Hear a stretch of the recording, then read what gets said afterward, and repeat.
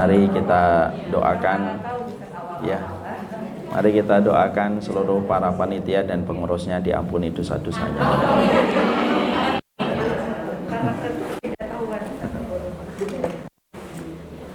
Bismillah. Alhamdulillah akhirnya kita bertemu, kalau tidak salah setahun lalu ya, hampir setahun. Iya kan? Kita berjumpa dan akhirnya kita ketemu kembali. Assalamualaikum warahmatullahi wabarakatuh. Innal hamdalillah wassalatu wassalamu ala Rasulillah wa ala alihi wa sahbihi wa man tabi'ahum bi ihsan ila yaumil qiyamah.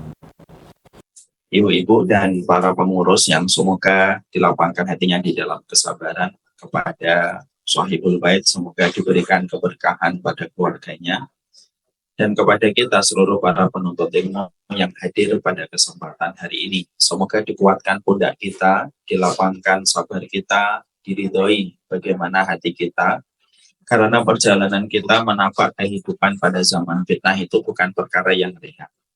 Gelombang dan gelombang yang kita hadapi, riak yang kita jumpai pada zaman fitnah itu sangatlah besar sekali. Banyak orang yang mereka berjalan dan berdiri di tepi pantai, mereka dalam kondisi yang benar, tapi belum tentu ketika mereka menyeberangi lautan mereka mampu selamat. Karena banyaknya ujian dan gelombang yang pasti kita akan temukan ketika kita hidup pada zaman ini. Inilah yang menjadikan kita senantiasa berharap semoga Allah menguatkan pundak kita, semoga Allah melapangkan hati kita di dalam kesabaran, dan semoga Allah melapangkan hati kita dan jiwa kita di dalam keridhaan. Karena perkara itulah yang menjadikan kita mampu selamat di dalam perjalanan kehidupan kita. Kita semoga senantiasa memiliki solusi atas setiap masalah yang kita jumpai, dan semoga Allah senantiasa menuntun kita dengan pertolongan dan rahmat. Amin. Alhamdulillah, tentunya senantiasa kita bersyukur betul kepada Allah atas seluruh nikmat yang Allah berikan kepada kita. Sesungguhnya syukur itu bukanlah anjuran ataupun himbauan, tetapi syukur merupakan komitmen dan kewajiban atas derasnya kenikmatan yang sudah Allah berikan pada kehidupan kita. Tidak ada makan siang gratis, tidak ada pula nikmat yang cukup dinikmati tetapi tidak disyukuri. Kesyukuran itu sejatinya feedbacknya kembali kepada kita dan tidak kembali kepada Allah. Allah menetapkan algoritma pada nikmat itu harus disyukuri. Sehingga ketika kita senantiasa menata hati kita dengan kesyukuran, itulah yang memberikan kualitas pada kehidupan kita. Mobil kita, rumah kita, dan apapun yang kita miliki, kalau kita memberikan kesyukuran, maka kita memberikan kelapangan pada setiap apapun yang telah kita miliki. Tapi setiap benda dan rumah yang tidak disyukuri, tidak akan pernah memberikan makna pada kehidupan dan tidak memberikan kualitas pada kehidupan kalau kita tidak memberikan kesyukuran. Inilah yang menjadikan kita selalu bersyukur kepada Allah dalam setiap perkara. Terutama yang kita syukuri adalah ketika kita diberikan oleh Allah kenikmatan ilmu. Karena kenikmatan ilmu Allah tidak berikan kepada setiap orang. Kenikmatan ilmu adalah bersifat limited edition. Hanya kepada hamba yang Allah kehendaki. Allah pilih hatinya, Allah gerakkan langkah kakinya untuk menuju pada taman ilmu. Itu kenikmatan yang Allah tidak berikan kepada setiap orang. Dan kita bersyukur kita mendapatkan kenikmatan ilmu. Karena dengan kenikmatan ilmu membuat kita tenang pada kehidupan dan membuat kita bisa menjawab setiap ujian pada perjalanan hidup kita kalau kita punya ilmu. Ibu bisa membayangkan dulu ketika kita SD dan SMP. SD kita pernah mengalami cawu dan semester. Tahu cawu? Yang tahu berarti fix, confirm di atas 40. Dulu ketika kita semesteran ataupun jauh, ketika kita sedang ada ujian, maka kalau malamnya kita tidak belajar, ketika kita ketiduran, pada saat lembaran ujian ketika masuk kelas kita ini keringat dingin. Dan ketika ada pertanyaan ganda dan pertanyaan isai, dan kita tidak belajar pada waktu malamnya, kita kebingungan. Dan akhirnya kita cemas ketika kita membayangkan kira-kira nilai kita berapa ketika kita tidak bisa menjawab ujian karena malamnya tidak belajar. Pada waktu pembagian rapot kita cemas apakah kita naik kelas ataukah tidak. Itu analogi yang sangat sederhana, Ibu.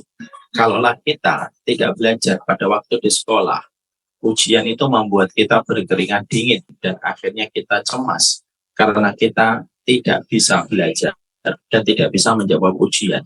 Kita bisa membayangkan kalau dalam kehidupan kita berjalan lalu kita tidak memiliki ilmu, bagaimana kita bisa menjawab ujian yang datang pada kehidupan kita. Padahal kehidupan dunia itu tidak lebih dari selembar demi selembar ujian yang tentunya pasti kita dapat. Makanya dengan kita mendapatkan ilmu, kita akhirnya punya narasi untuk menjawab setiap masalah dan setiap ujian yang kita dapatkan pada kehidupan kita. Dan sesungguhnya dengan ilmu itulah yang membuat kita tenang. Pada saat pembagian hasil kita tenang karena kita sudah mengerti ilmunya. Dan ketika kita pulang nanti kita pun tenang karena kita punya ilmu ketika kita sebelum berpulang menuju kepada Allah. Inilah yang menjadikan kita memahami betapa bahayanya kehidupan kita kalau tidak disikapi dengan ilmu yang kita peroleh. Semoga setiap ilmu yang kita dapatkan menjadi sebuah narasi, menjadi sebuah referensi, plus edukasi pada kehidupan kita, menjawab setiap ujian. Menghadapi suami yang terkadang tidak sesuai ekspektasi, kita tahu ilmu. Ketika kita merawat anak kita, ternyata anak kita tidak sesuai dengan keinginan kita pun tahu ilmunya. Bagaimana ketika tiba-tiba suami kita memberikan harta berlebih, kita tahu ilmunya. Ketika kita bangun tengah malam, kita tahu ilmunya. Bahkan ketika di kamar mandi pun kita tahu ilmunya. Itulah indahnya ketika punya ilmu. Menjadikan kita tidak cemas, tidak pula berkeringat dingin, dan akhirnya setiap ujian dapat kita selesaikan satu persatu. Dan itulah sumber ketenangan. Makanya kalau ada orang tidak punya ilmu pasti bingung. Akhirnya kalau ada ujian, dia lekas mati bunuh diri. Ketika ada ujian, dia lekas frustasi. Kalau ada ujian, dia lekas depresi. Atau terkadang, kalau ada ujian, dia paling gampang menyalahkan orang lain. Karena tidak punya ilmu yang cukup di dalam memberikan makna pada kehidupan. Inilah yang menjadikan kita ngaji, Bu. Kita ngaji bukan karena teman kita pada ngaji. Kita ngaji karena kita pengen supaya kita diangkat status sosialnya. Yang lain punya kajian, kok saya nggak punya kajian. Saya kajiannya al-Islam. 4 tahun belajar sama Syekh. Dulunya. Kita belajar itu karena kita tahu saya ingin menjawab satu persatu ujian di dalam kehidupan kita. Dan semoga Allah memberikan kepada kita ilmu yang benar. Dan kita dipisahkan dari ilmu yang salah. Yang baik belum tentu benar, tapi yang benar haruslah dia baik dalam setiap sikapnya dan setiap attitude-nya. Amin, insya Allah. Ibu, yang semoga Allah rahmati, kehidupan manusia itu tidak selamanya menyenangkan. Kehidupan kita selalu dirundung dengan berbagai macam kesulitan dan terkadang kita menghadapi setiap ujian. Cuaca tidak selamanya cerah. Dan kita juga mendapati bahwasanya cuaca itu tidak selamanya menampilkan matahari yang menghangatkan. Terkadang cuaca mempertemukan kita dengan badai yang menakutkan. Angin puting beliung yang ternyata mengangkat sebagian dari genteng rumah kita. Dan berbagai macam deretan cuaca yang tidak pernah kita inginkan. Itulah kehidupan. Ketika kita tahu bahwasanya kehidupan kita tidaklah selalu mulus dan tidak selalu cerah, berhangatkan dengan mentari yang muncul, kita harus paham bahwasanya salah satu di antara perkara yang harus kita ingat ketika kejadian itu terjadi dan kondisi itu datang. Ketika kita sedang dirundung dengan kesedihan, kekecewaan, ketika perjalanan hidup kita tidak sesuai dengan planning yang kita miliki, maka Ibu harus tahu, dulu para ulama, orang-orang yang bahagia pada hidupnya, mereka itu melakukan satu hal, untuk memberikan terapi dan healing ketika mereka mendapatkan kekecewaan dalam perjalanan hidup yang terkadang tidak sesuai dengan kemauan dan harapan mereka. Apa yang dilakukan oleh orang-orang yang paling bahagia dulu pada hidupnya ketika menghadapi cuaca dan badai yang datang pada kehidupan mereka? Yang dilakukan mereka itu adalah mengingat surga. Karena sesungguhnya mengingat surga itu memberikan kepada kita sebuah kekuatan. Dan mengingat surga itu memberikan kepada kita sebuah energi. Dan mengingat surga itu memberikan kepada kita sebuah senyuman di balik ujian berat yang kita dapatkan. Makanya ketika Ibunda Asiyah binti Muzahim menghadapi Fir'aun, laknatullah alaihi, betul-betul memberikan ujian keras pada hidupnya, dan dia mendapati akhirnya Fir'aun itu betul-betul memusuhinya, karena yang membunuh Asiyah binti Muzahim itu juga Fir'aun. Maka yang diingat oleh Asiyah binti Muzahim itu bukanlah tentang indahnya masa tua, bukan.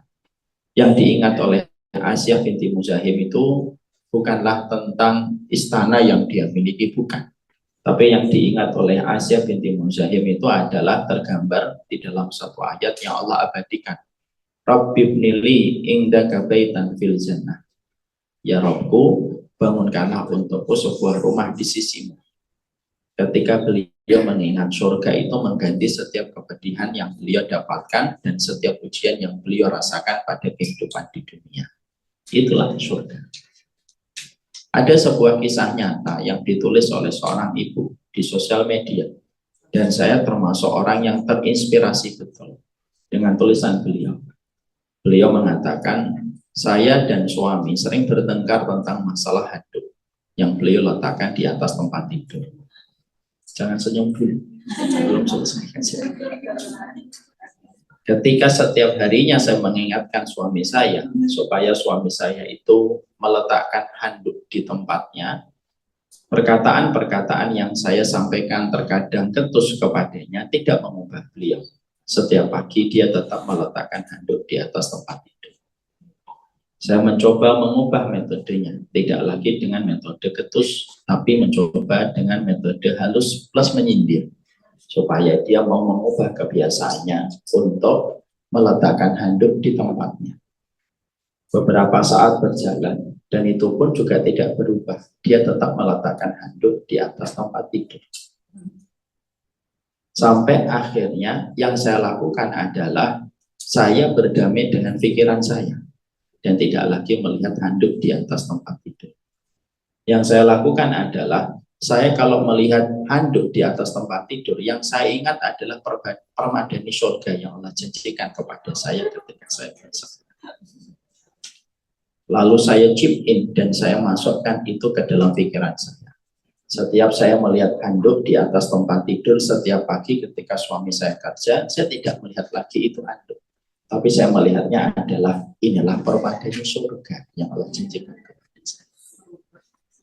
Akhirnya saya pada saat itu ketika memberikan narasi pada pikiran saya bahwasanya melihat handuk itu adalah permadani surga ketika saya bersabar dan saya tidak mau memusingkan perkara remeh dalam kehidupan keluarga saya, maka setiap saya melihat handuk saya melihat permadani. Saya begitu senyum mengambil handuk itu dan saya mengeringkannya dan meletakkan di tempat yang kering. Dan saya melakukan dalam kondisi tidak marah, tidak kecewa, tidak ada sungut pada hati saya, dan justru saya melakukan dalam kondisi sangat bergembira. Setelah saya memiliki ketulusan untuk terus mengambil handuk itu di atas tempat tidur, hanya karena saya berdamai dengan pikiran saya dan melihat handuk itu adalah permadani surga, ternyata suami saya melihat tidak ada kata-kata yang keluar dari mulut saya. Kecerewetan yang dulu saya sering berikan kepadanya di waktu pagi, sikap ketus yang saya tampakkan kepadanya sebelum berangkat itu sudah hilang. Dan ketika suami saya selalu melihat saya, melihat mengambil handuk dalam kondisi tenang, kadang senyum tanpa ada sindiran di balik senyuman, tanpa saya menyeringai di balik setiap saya mengambil handuk, ternyata sang suami saya mendapatkan getaran ketulusan saya ketika mengambil handuk itu. Dan apa yang terjadi? Tidak lama setelah itu suami saya setiap pagi tidak lagi menempatkan handuknya di atas tempat tidur. Ini kisah nyata. Makanya tadi saya katakan saya kagum dengan tulisan ini. Inilah yang menjadikan saya mengambil sebuah insight. Apa yang dilakukan ibu itu sebenarnya apa yang dilakukan para sahabat dulu dan orang-orang soleh terdahulu. Bahagia itu sederhana. Bahagia itu ketika kita melihat ujian yang Allah kirimkan kepada kita, itu merupakan sebungkah tanah properti surga yang sedang Allah hadirkan untuk kita. Sehingga ketika kita melihat sebuah perkara itu pada kehidupan kita, tentunya kita akan menyikapi ujian itu dengan sukacita yang baik pada hati kita. Karena sebenarnya kita mendapatkan sebungkah properti surga yang Allah sedang turunkan untuk kita. Sehingga akhirnya perkataan Nabi Shallallahu Alaihi Wasallam itu benar adanya. Fa inna ahadakum la yafrahu bil bala kama yafrahu ahadukum bil raha. Ada di antara orang yang beriman itu senang sekali kalau mendapatkan ujian karena dia tahu di balik ujian itu ada mutiara surga. Sebagaimana senangnya orang yang lemah iman ketika mendapatkan tambahan harta. Dari itu bukan isapan jempol. Healing terbaik manusia itu ketika mengingat surga. Karena sejatinya itulah yang memberikan kekuatan pada kehidupan kita. Kenapa kita sering turun? Kenapa kita sering rapuh? Kenapa terkadang kita suka terkubur pada kehidupan kita dengan masalah yang kita jumpai? Karena kita lupa dengan surga. Makanya ketika Nabi Muhammad SAW beliau menghadapi dua kesedihan. Kesedihan yang pertama meninggalnya Abu Thalib, kesedihan yang kedua meninggalnya Khadijah.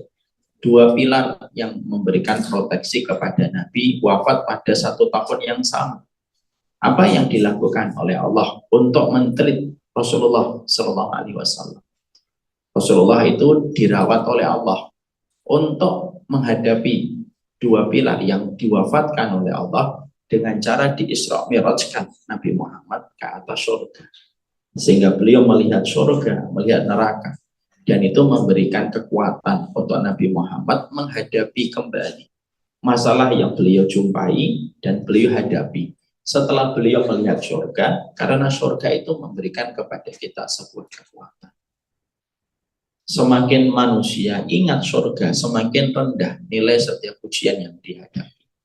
Tapi semakin orang amnesia terhadap surga, semakin berat masalah yang pasti kita hadapi.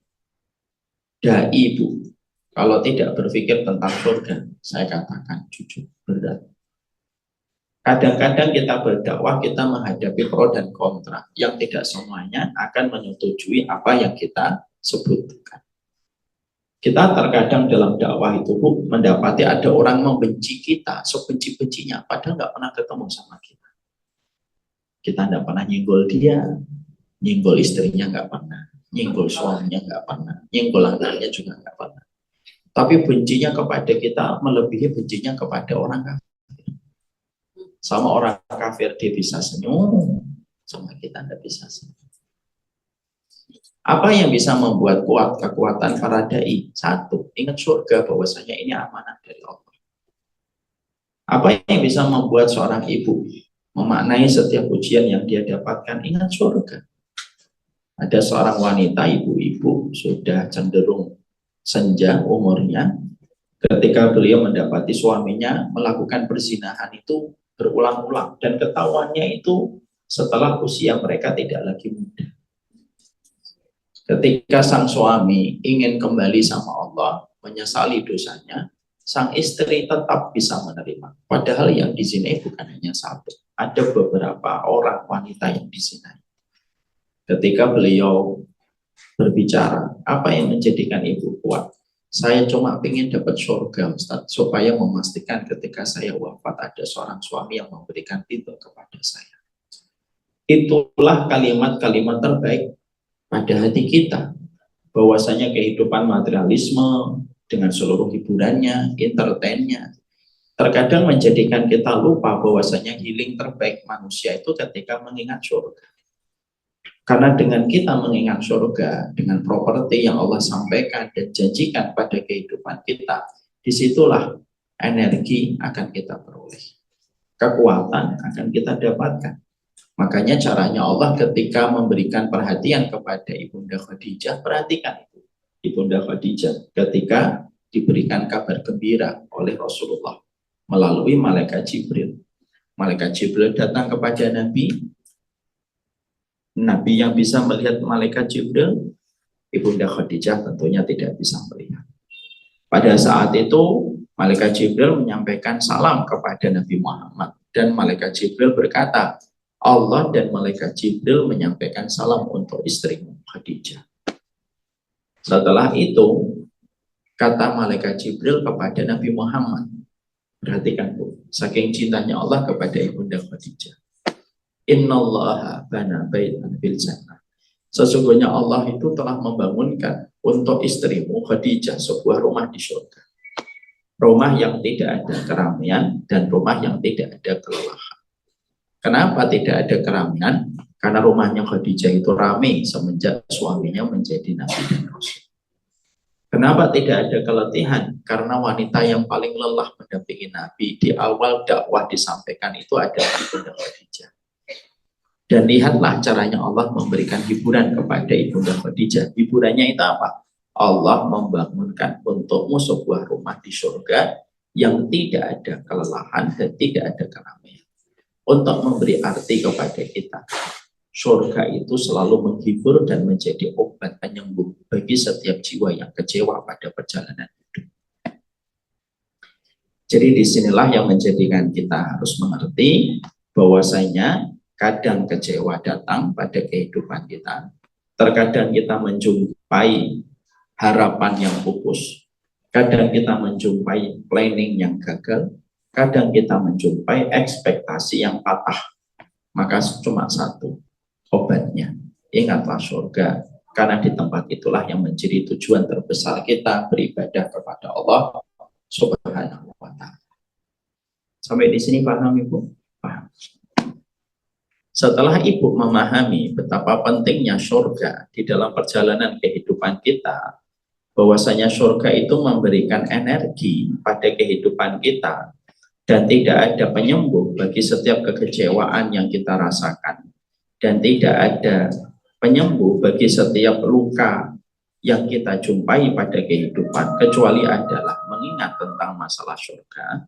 Inilah yang menjadikan kita harus paham. Tidak apa-apa. Sebenarnya suara itu menguji kita. Apakah tetap melihat saya atau melihat suara. Dan ternyata banyak yang gagal. Kenapa Ibu? Tidak kedengeran. Coba mendekat. Bukan ustadznya yang dipaksa untuk menjelaskan suara. Murid yang mendekat. Mendekat sini. Kosong di sini.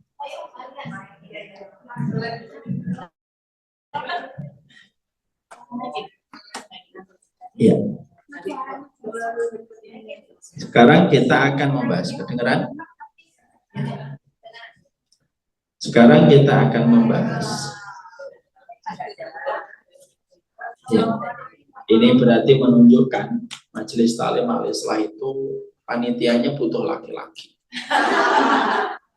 Karena perempuan itu selalu terampil well package dalam masalah makanan, tapi tidak well package dalam masalah audio dan video.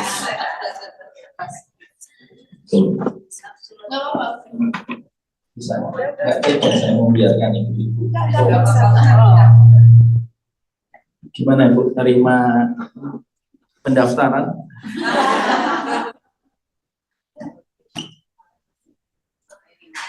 Sini.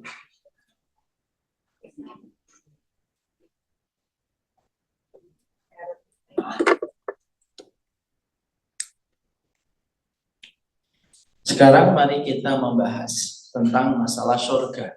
Karena kita sudah tahu positioning surga itu memberikan kekuatan, energi pada kehidupan kita. Dan tidak ada healing terbaik kecuali adalah ketika kita mengingat surga. Karena ujian itu pasti ada, dan ujian silih berganti datang pada kehidupan kita. Semakin kita bertakwa, bukan berarti semakin sepi ujian. Ujiannya semakin banyak. Tetapi pertolongan Allah semakin besar. Dan salah satu di antara cara kita merilis setiap ujian yang datang pada kehidupan kita. Kalau kamu sedang dihadapkan kepada ujian, duduklah. Rilis beban yang kamu hadapi dengan mengingat properti surga yang dijanjikan Allah kepada kita. Marilah kita belajar dari tadi kisah nyata seorang wanita yang melihat handuk di atas tempat tidur. Yang dilihat bukan anduknya, tetapi permadani surga yang akan dia dapatkan ketika dia bersabar. Surga itu menyabarkan, dan surga itu mengistiqomahkan hati kita. Makanya kalau kita ngaji, yang kita ingat adalah surga. Pasti kajian kita ikuti dari awal sampai akhir. Tapi ketika kita ngaji bukan karena surga dan rahmat Allah, biasanya kita tidak akan istiqomah dan konsisten di dalam kita mengkaji. Ada halaman yang tertinggal ketika kita tidak konsisten. Itulah bedanya antara orang yang mengharap surga dengan orang yang tidak mengharap surga. Sekarang mari kita pelajari, Ibu. Ya, ada 10 poin penting dalam masalah surga yang kita harus paham, supaya jangan sampai kita terkena paham minimalis bahwasanya surga itu hanya memberikan mainan yang kita inginkan. Surga itu tempat kenikmatan, tempat kebahagiaan semata. Itu merupakan paham terlalu minimalis ketika kita mengingat surga. Semakin tua umur kita, harusnya semakin beragam referensi kita tentang surga. Karena surga kita butuhkan untuk menghadirkan segala obat bagi setiap luka yang ada pada hati kita. Makanya kita akan mempelajari pernak-pernik surga itu apa saja, supaya tidak ada lagi orang yang terbatas mengetahui masalah surga, dan supaya tidak ada lagi orang yang mereka terlalu minimalis ketika mereka memahami tentang masalah surga. Oleh karenanya kita bahas 10 pernak-pernik tentang masalah surga yang terkadang justru kita tidak mengetahuinya. Yang pertama, kita tentunya sudah memahami poin yang pertama, yang sudah kita bahas sekitar 1 tahun yang lalu. Keren ya, biasanya yang kita bahas 1 bulan yang lalu. Kalau ini ada 1 poin yang telah kita bahas 1 tahun yang lalu. Oh, 3 tahun ya, kelihatannya 3,5. Kertasnya aja sudah hilang, infonya sudah ganti, dicari-cari udah nggak ada. Pada poin yang pertama yang kita sudah bahas adalah surga itu terletak antara rahmat dan ibadah. Artinya kita memasuki surga karena rahmat. Bahkan Nabi Muhammad itu pun beliau memasuki surga karena rahmat. Pertanyaan awam yang biasanya muncul di kalangan penuntut ilmu adalah, kalau mencari surga dan mendapatkan surga karena rahmat, lalu buat apa kita beribadah? Makanya Nabi mengatakan, la yadkhula ahadum minkum al-jannah bi amalihi. Tidak ada satupun manusia yang memasuki surga itu karena amalnya. Sampai engkau ya Rasulullah, sampai saya. Saya pun ketika beramal bukan karena amal saya itu mendapatkan surga, tetapi karena rahmatnya Allah. Maka ketika kita memahami hadis Nabi bahwasanya sampai sekali bernabi saja memasuki surga itu bukan karena amalnya tetapi karena rahmat Allah. Artinya itu apa yang harus kita mengerti? Saya jelaskan. Untuk mengulang kembali review, karena perjalanannya sudah 1 tahun. Maka sesungguhnya kita paham bahwasanya surga itu dibangun dengan properti yang sangat mahal. Saking begitu mahalnya properti surga, ibadah kita itu tidak akan pernah cukup untuk bisa mendapatkan secuil dari tanah properti surga.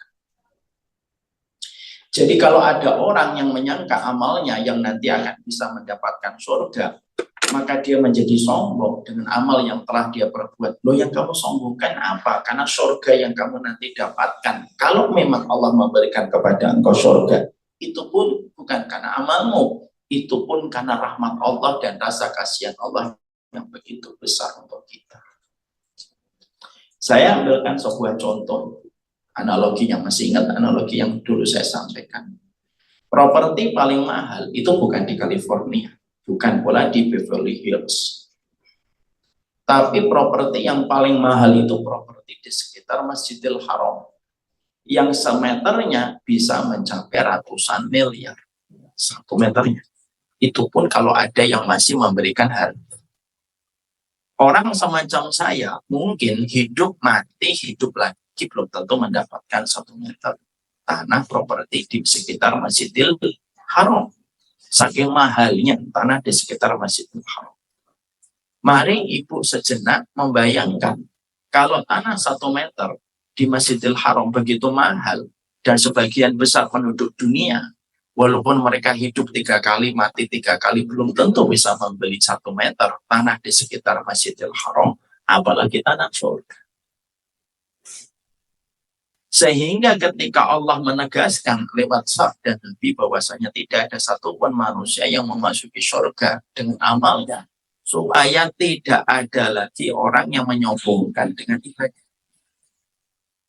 Karena sesungguhnya ibadah itu tidak akan pernah sebanding dengan harga properti di surga. Masih ingat saya menyampaikan sebuah kisah dari sabda Rasulullah. Nabi mengatakan ada seorang laki-laki yang beribadah selama 500 tahun. Dari laki-laki Bani Israel. Ketika dia dihisab oleh Allah, Allah memberikan rahmat kepadanya memasuki surga. Ternyata laki-laki Bani Israel ini mengatakan, ya Allah, saya memasuki surgamu dengan amal solehku selama 500 tahun panjang. Allah berkata kepadanya, lah, enggak, kamu memasuki surgaku karena rahmatku, bukan karena amal solehmu. Lalu laki-laki itu berkata, kenapa saya memasuki surga dengan rahmatmu, padahal saya telah beramal 500 tahun. Maka Allah berfirman untuk menjelaskan jawaban dari pertanyaan. Allah berkata kepada malaikat, coba hitung amalan orang ini, konversikan dengan kenikmatan yang aku berikan di dunia. Kalau ada sisanya, nanti konversikan dengan kenikmatan kelak di surga yang aku berikan. Sekejap malaikat itu menghitung setiap amalnya, dikonversikan dengan kenikmatan yang dia kejar ketika di dunia. Malaikat sejujur-jujur auditor mengatakan kepada Allah, ya Allah, kami sudah hitung kembali amalannya 500 tahun, kami konversikan amal itu dengan nikmat yang harus dia bayar ketika dia hidup di dunia. Dan ternyata kenikmatan yang dia bayar itu tidak bisa dia bayar semua. Hanya membayar kenikmatan mata sebelah saja tidak cukup. Belum kenikmatan mata sebelah, kenikmatan hidung, kenikmatan lidah, kenikmatan jantung, kenikmatan liver, kenikmatan air, kenikmatan udara, dan lain sebagainya. Barulah orang itu tertunduk dan akhirnya dia memahami, oh saya memasuki surga itu karena rahmatnya Allah. Karena ibadah itu mengundang rasa kasihan Allah untuk kita.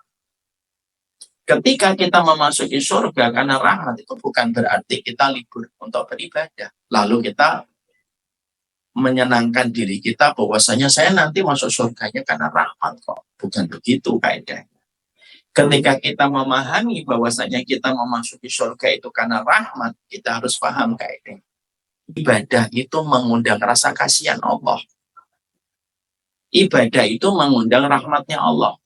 Dan ketika kita beribadah, disitulah rahmat Allah berikan kepada kita untuk beribadah.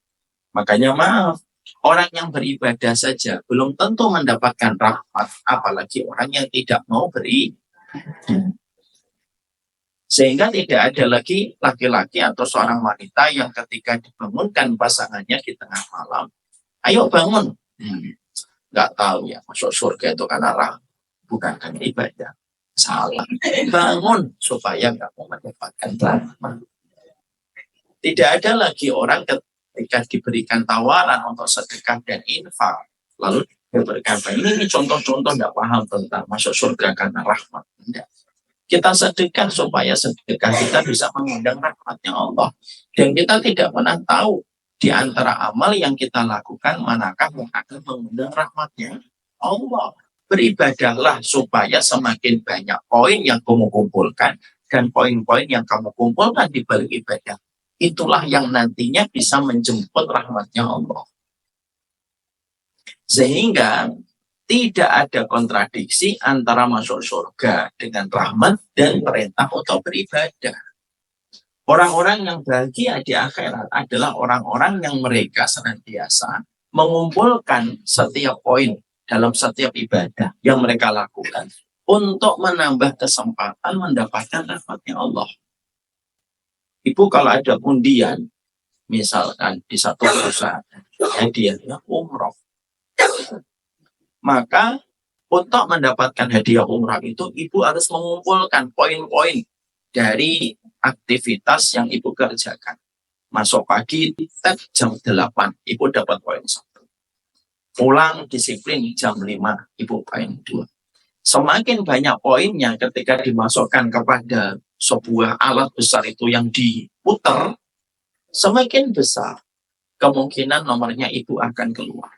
Karena banyaknya poin ibu yang ada di dalam alat itu sebelum diputar untuk keluar nafas, untuk mendapat nafas.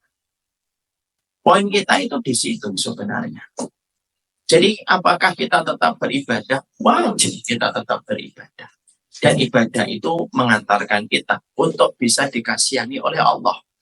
Orang yang sering lapar di dunia mendapatkan kesempatan untuk mendapatkan rahmatnya Allah lebih besar. Orang yang sering berdiri di dalam sholat itu mendapatkan poin bahwasanya dia disayang sama Allah ketika di akhirat, ketika dia sudah lelah di dunia berdiri untuk Allah. Itu kaidahnya begitu. Orang yang sering berduka dalam kehidupan di dunia tetapi dia ridho adalah orang yang nanti disenangkan oleh Allah ketika di akhirat. Makanya Imam Syafi'i berkata, kurangi kegembiraanmu di dunia supaya tidak bertambah kedukaanmu di akhirat. Kaidahnya itu simpel. Jadi inilah yang menjadikan kita memahami betul. Kita hidup itu hanya berpindah dari satu poin ibadah menuju kepada poin ibadah berikutnya. Itu saja. Ibu hari ini mengumpulkan poin ibadah dengan mengikuti kajian. Setelah selesai, ibu pulang. Ibu kabarin suaminya. Ibu sedang mengumpulkan poin yang kedua.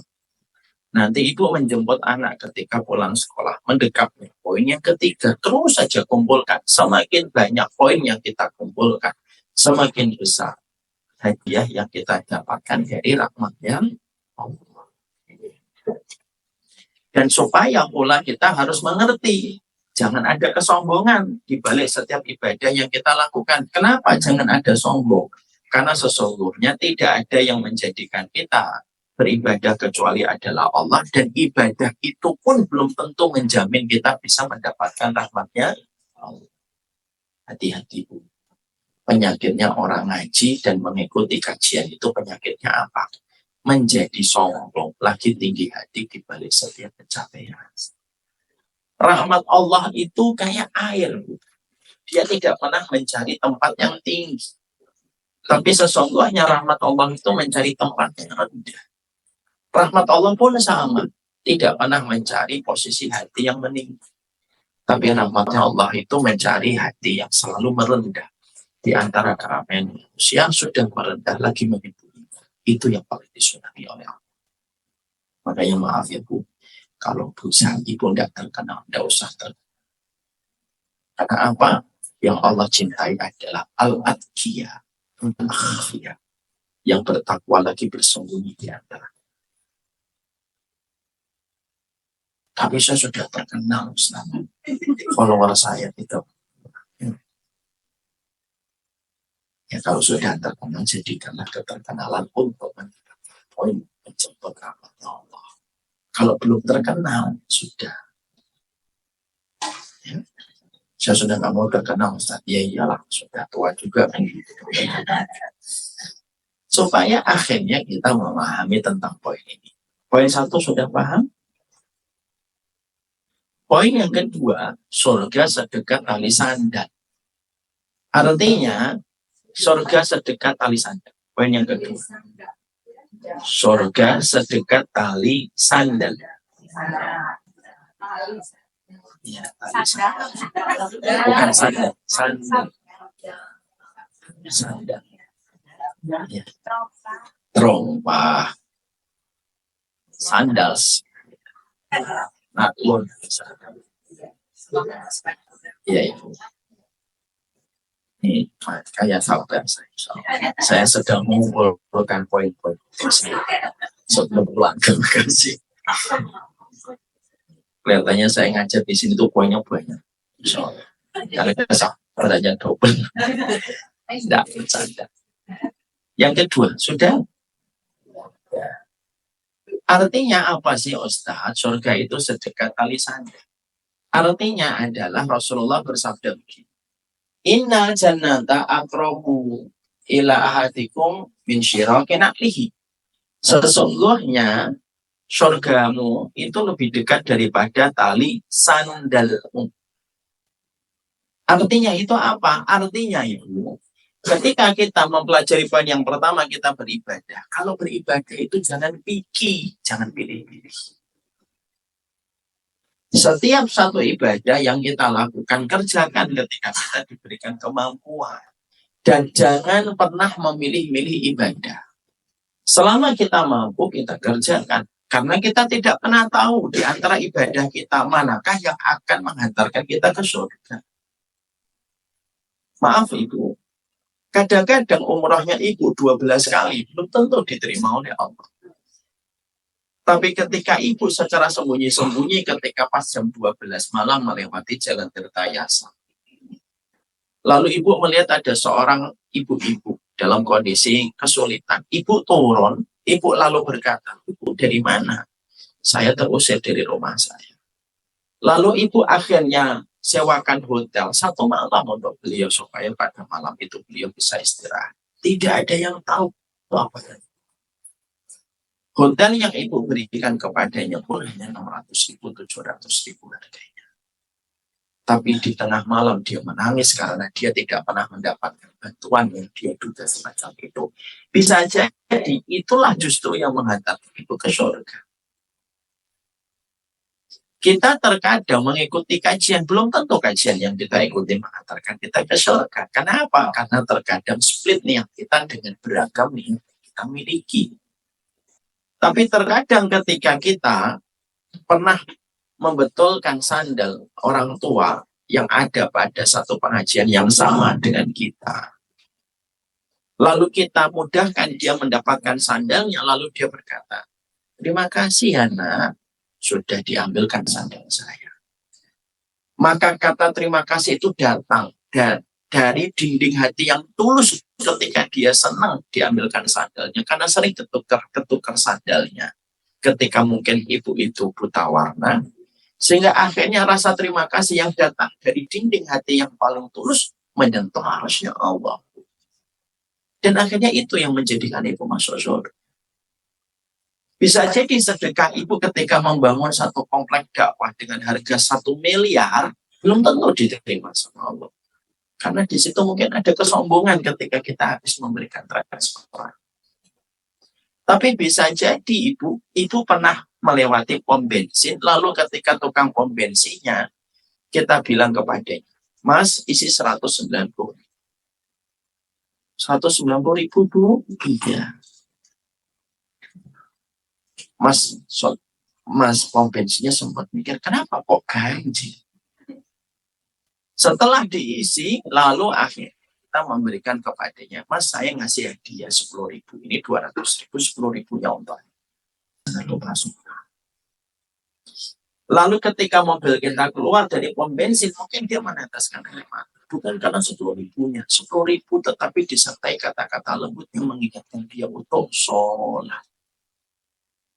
Yang mana dia tahu bapaknya saja nggak pernah memerintahkan dia sholat.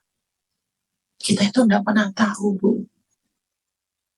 Makanya kita jangan suka ngerendahin orang, karena bisa jadi ada orang yang tampak salah di mata kita, tapi bisa jadi yang tidak tampak oleh mata kita, dia melakukan amalan istimewa di sisi Allah yang tidak ketahuan oleh mata kita. Makanya teruslah beramal solih dan jangan pernah menganggap remeh amal orang lain. Ada sebuah kisah nyata, Ibu. Nabi Musa pernah mendapatkan sebuah perintah dari Allah. Musa, pergilah kamu ke tempat ini.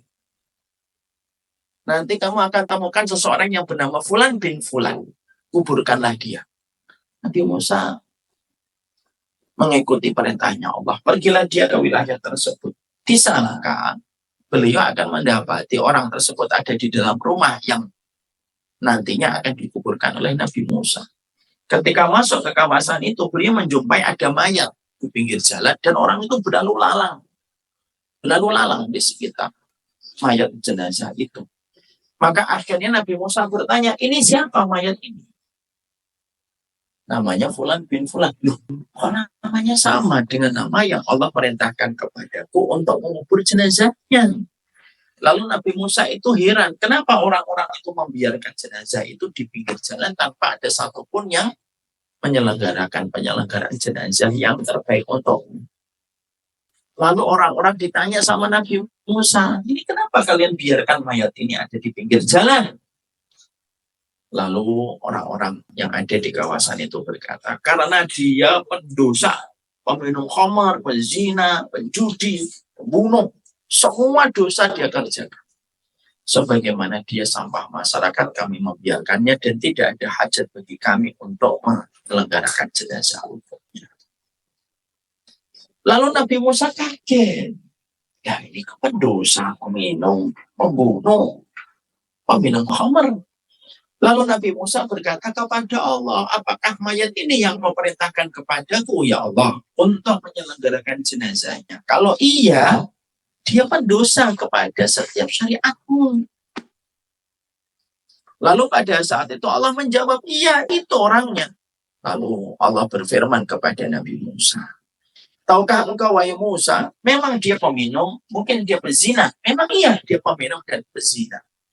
Tapi tahukah engkau dan sadarkah engkau wahai Musa, beberapa saat sebelum dia meninggal dunia, dia aku uji dengan sakit. Di dalam sakitnya dia berdoa dengan ketulusan yang datang dari hati.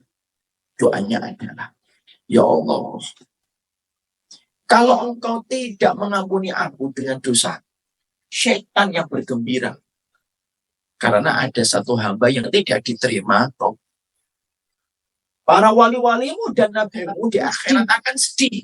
Karena ada satu hamba yang tidak selamat dalam kehidupan di akhirat. Tapi kalau engkau mengampuni aku, ya Allah, maka syaitan-syaitan itu akan bersedih mendapati ada seorang hamba mendapatkan ampunanmu. Dan para wali dan para nabimu di akhirat akan bergembira. Karena ada satu hambanya Allah yang selamat dari jilatan. Ampunilah aku, ya Allah. Doanya ini membuat Allah itu mengampuni dosanya orang. Makanya akhirnya orang itu mendapatkan ampunan. Dan kata Allah, Allah yang nyuruh Nabi Musa untuk menyelenggarakan jenazahnya. Apa pelajaran yang kita peroleh di situ? Jangan suka merendahin orang. Sebagaimana ada pelajaran untuk kita. Kita ini kalau beramal, amal apa saja kita lakukan. Dan kita berharap setiap amal yang kita kerjakan, setiap amal yang kita lakukan, kita berharap semoga itulah yang memantaskan kita ke surga. Karena surga itu sedekat dengan tali sandal kita. Saking dekatnya kita dengan tali sandal kita. Kita tidak pernah tahu dari mana amal yang kita lakukan yang akan mendatangkan. Bisa jadi ibu pernah satu waktu bertengkar hebat dengan suami. Lalu pada saat itu ibu diam ketika suami protes. Lalu ibu tetap tersenyum kepadanya, mata-matakan. Bisa jadi nanti ketika di akhirat, sholatnya ibu ternyata tidak cukup. Sedekahnya ibu tidak cukup. Tapi ternyata diamnya ibu pada satu waktu karena Allah, itu justru yang akan menetapkan. Kita itu tidak pernah tahu. Makanya Nabi mengatakan kepada kita, wala tahkiranna minal ma'rufi syai'an. Jangan pernah merendahkan amal apapun. Walaupun hanya sekadar senyum kepada saudara. Berarti kalau Nabi mengatakan walaupun hanya sekadar senyum kepada saudara, berarti senyuman pun bisa mengatakan seseorang mendapatkan rahmatnya Allah. Makanya Nabi itu pernah ditegur hanya karena bermuka masa kepada orang buta namanya Abdullah bin Umi Maktum. Padahal Abdullah bin Umi Maktum pun orang yang buta yang ketika Nabi bermuka masam pun dia tidak tahu kalau Nabi sedang bermuka masam. Itu menunjukkan bahwasanya senyuman pun memiliki arti di sisi Allah, Bu. Makanya ibadah sekecil apapun, tetapi kalau kita tujukan kepada Allah, Allah yang mengapresiasi dengan apresiasi yang terbaik itu hanya Allah. Maaf ya Bu, kalau kita melakukan satu hal pada kehidupan manusia, biasanya manusia itu mengapresiasi apa yang kita lakukan kalau apa yang kita lakukan sesuai dengan standar mereka. Ya atau tidak? Contoh nih paling gampang. Ibu ngasih tukang kepean di perempatan. Kapan cepean itu mengapresiasi? Kalau ibu memberikan lebih 2.000, 5.000, 10.000. 10.000 dikasih. Ibu terima. Wah, terima kasih Bu Haji. Baik-baik ya Bu Haji.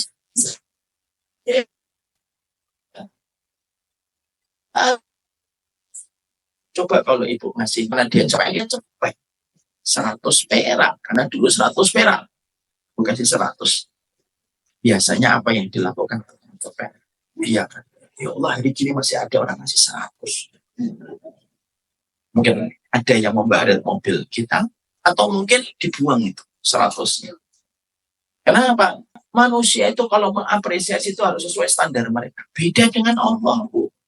Beramal, karena amalan walaupun hanya sekedar capek, tapi kalau kita melakukannya untuk Allah, itu bisa menjadi besar dan bisa mengundang rahmat Allah. Coba Ibu, Nabi mengatakan dalam sebuah episode yang disampaikan oleh beliau dalam salah satu sabdanya, ada orang masuk surga disebabkan karena dia motong satu dahan yang sering mengganggu orang yang lewat, lalu dipotong dahan itu yang sering mengganggu orang lewat, dibuang dahannya di tempat yang tidak dilewati manusia. Akhirnya orang itu tidak lagi terganggu dengan dahan itu. Lalu orang itu masuk surga. Saking senangnya dia mendapatkan rahmatnya Allah gara-gara itu. Dia sampai jingkrak-jingkrak di surga. Lompat-lompat dia di surga. Saking dia tidak menduga bahwasanya amal itu oleh Allah dengan bayaran yang jauh lebih besar. Makanya Masya Allah, kita ingat Bu, caranya Allah kalau membayar kita. Saya akan tampilkan contoh yang paling gampang. Ibu tahu apa sholat yang paling ringan? Sholat yang paling ringan sholat apa? Sholat yang paling ringan sholat apa? Masa subuh, sebutkan aja 5. Masa aja. Sholat yang paling ringan bukan sholat wajib, tapi sholat sunnah. Yang mana yang paling ringan? Sholat duha. Sebutin aja terus.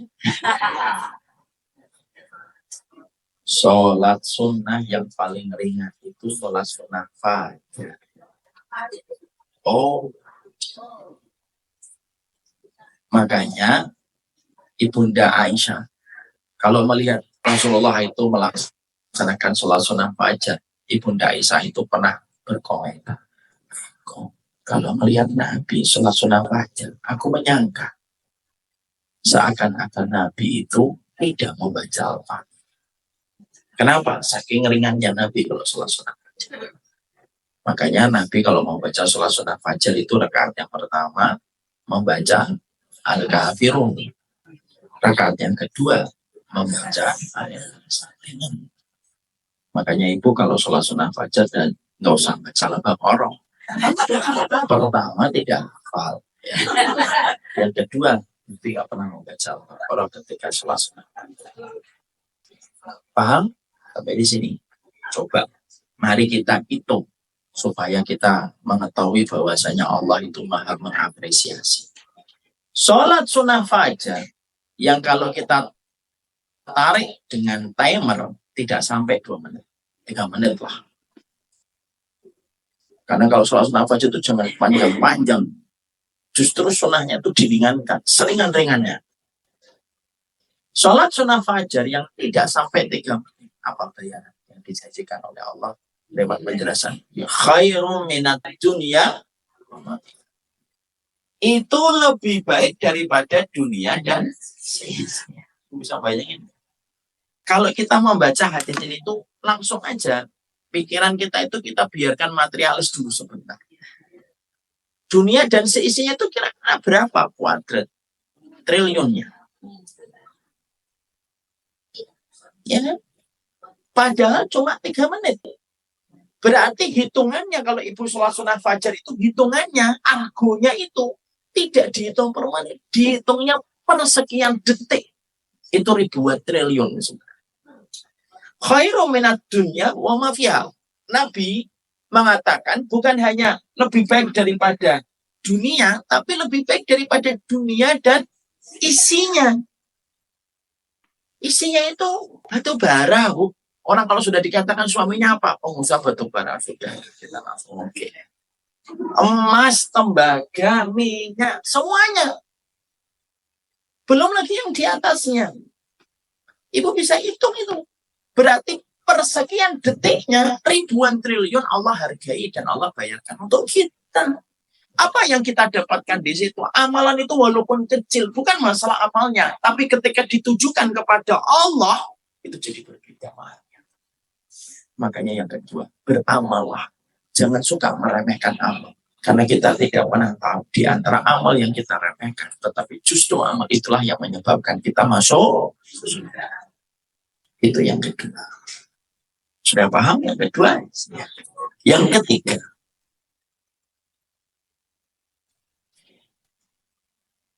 makna indah dari pintu surga yang berjumlah 8. Tulis di rupanya. Makna indah dari pintu surga yang berjumlah 8.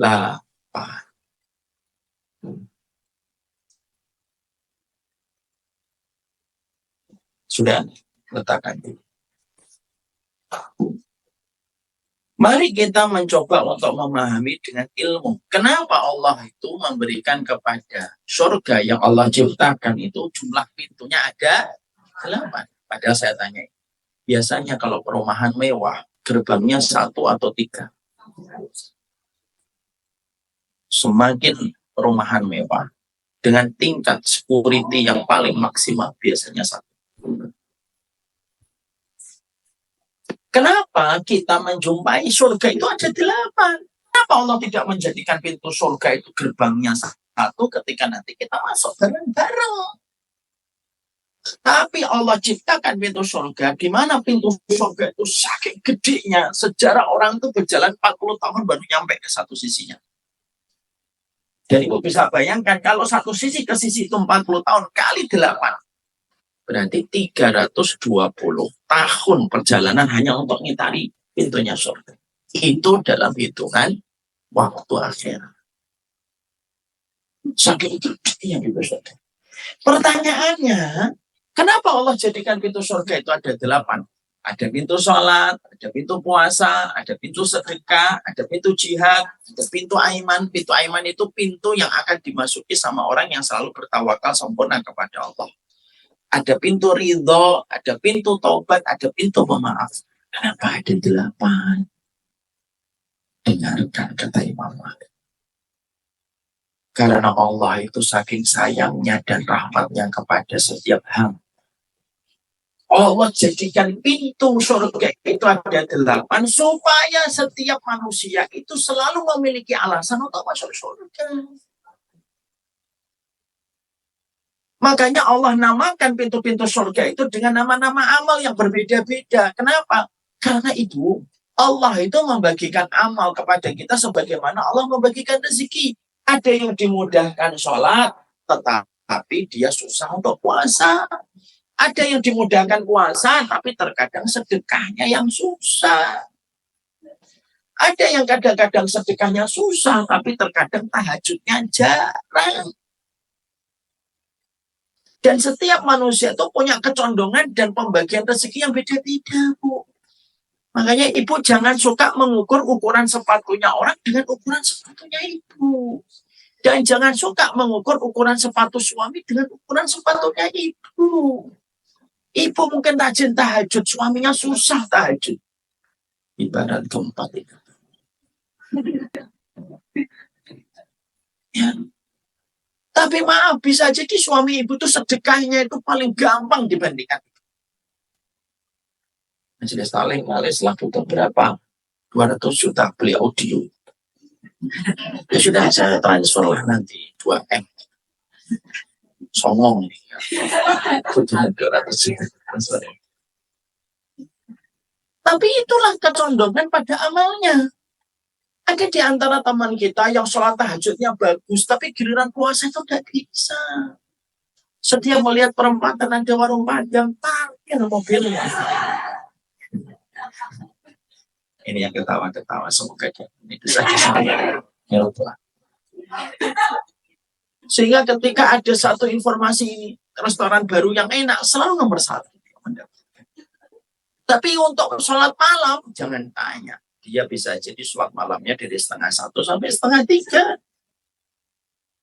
Disitulah kita memahami, Bu. Ternyata setiap Allah itu membagikan pintu surga ada 8. Itu saking cintanya sama kita, Bu.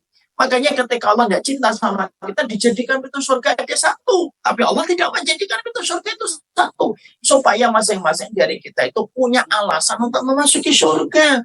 Dan tidak ada lagi alasan manusia untuk mengatakan saya memang tidak bisa beramal. Lupa amal yang aku mudahkan kepadamu kan banyak. Kalau kamu bukan ahlu sholat, kamu ahlu sedekah bisa. Kalau kamu tidak bisa ahlu sedekah, kamu ahlu siyam bisa. Kalau kamu tidak ahlu siyam, mungkin kamu adalah orang yang bertakwa. Kalau kamu bukan ahlu siyam, mungkin kamu adalah orang yang suka memaafkan.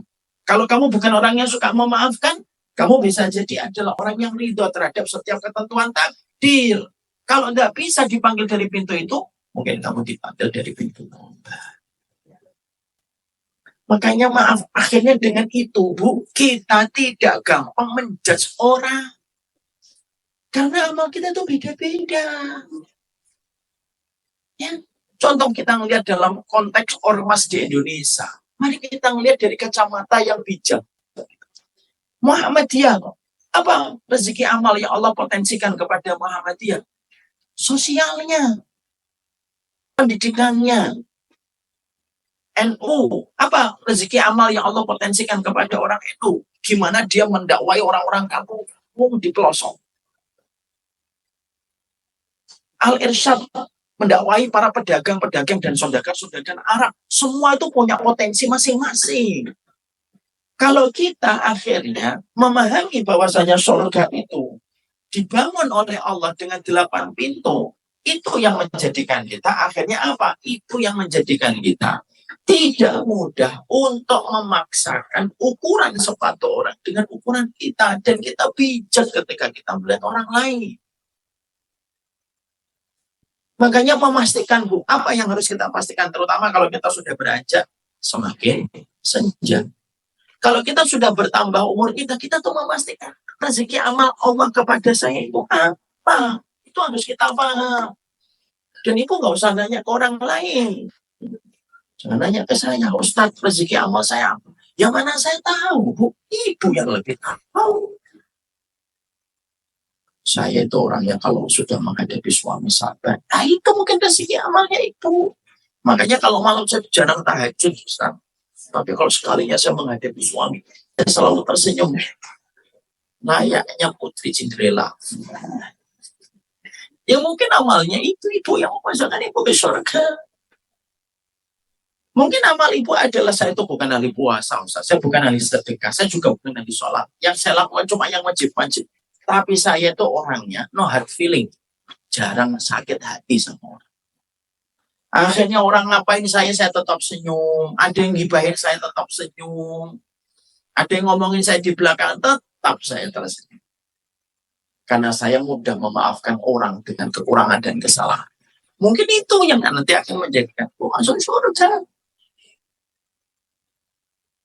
Jadi akhirnya kita dituntut untuk memahami potensi amal yang Allah rezekikan untuk kita. Makanya Nabi tidak pernah memaksakan para sahabat itu berada pada satu kondisi yang sama. Ada sahabat yang menghafalkan Quran. Ada sahabat yang mereka paham strategi perang. Ada sahabat yang mereka itu berada di Masjid Nabawi. Dan Nabi tidak pernah memaksakan satu persatu. Sama pula Ibu, kalau Ibu ingin anaknya solih, salah satu tingkat kecerdasan kita ketika mendidik anak kita itu kita harus memahami potensi amal anak kita itu di mana. Wah, anak saya itu kalau saya bangunin tahajud susah, Ustaz. Mungkin rezeki amal anak ibu bukan di tahajud. Tapi mungkin rezeki amal anak ibu itu terletak bagaimana ketika dia orangnya itu selalu ridho kepada apapun yang terjadi. Dan ridho terhadap pembagian yang ibu berikan dan suami berikan kepadanya. Ada nggak anak kita kadang-kadang tahajud masih berat, puasa sunnah masih berat. Tapi sekalinya kita tanya, abang maunya apa? Dia berkata, seridhonya Abi sama Umi, saya terima. Bang, maaf ya tidak bisa sekolah di universitas ini. Ternyata harganya UKT-nya naik. Dan gajinya Abi nggak naik. Ya apa-apa, Abi. Saya bisa nyari ilmu di tempat lain. Itu dia ternyata. Ada nggak anak kita yang belum pandai ibadah tapi selalu ridho dalam setiap itu berarti rezekinya dia tuh gampang ridho sama setiap peristiwa walaupun paham pondok. Ada kadang-kadang anak kita puasa sunnahnya kencang, tapi sekalinya ada perkara yang tidak dia sukai, dia cepat untuk marah dan kecewa. Ada? Ada. Tapi giliran disuruh puasa dia. Itulah kita harus memahami itu. Makanya akhirnya menjadikan kita memahami pada poin yang ketiga. Kenapa Allah jadikan pintu surga itu ada 8? Itu saking besarnya rahmat Allah kepada ibu dan besarnya rahmat Allah kepada manusia. Supaya setiap manusia, kalau dia lolos dari pintu yang pertama, dia masih punya kesempatan pintu kedua. Kalau dia lolos dari pintu kedua, dia bisa kemungkinan mendapatkan pintu ketiga. Kalau pintu yang ketiga lolos, masih ada pintu keempat. Terus berlanjut sampai poin yang ke-8. Coba, sudah sedemikian gampangnya Allah mengatur kita supaya kita masuk surga. Siapa yang menyulitkan diri untuk masuk surga? Bukan Allah, kita dan apa surga. Yang menyulitkan kita dalam kehidupan itu kan kita sendiri sebenarnya. Kita mendapatkan berbagai macam cobaan dalam hidup itu juga kadang-kadang karena dosa-dosa kita sendiri kan. Maka di situ kita saking betapa rahmatnya Allah yang begitu besar kepada manusia. Allah itu menjadikan pintu surga ada 8. Supaya dengan 8 pintu surga itulah seorang manusia itu mereka punya kesempatan untuk memasuki surganya Allah. Itu yang ketiga. Yang keempat, yang terakhir hari ini. Sudah jam 11.15, sudah 1 jam 15 menit dan terasa. Yang keempat,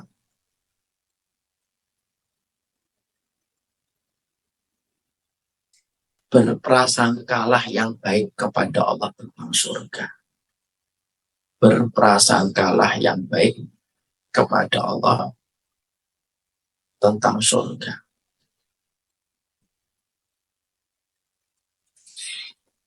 Karena surga diberikan sesuai dengan prasangka kita.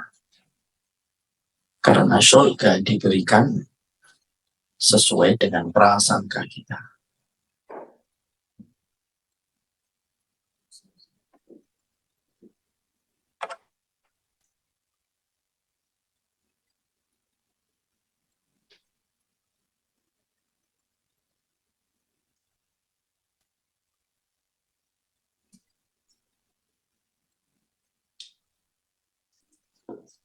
Artinya begini, kita kalau sudah semakin tua, kayak kita ini sudah 40 tahun.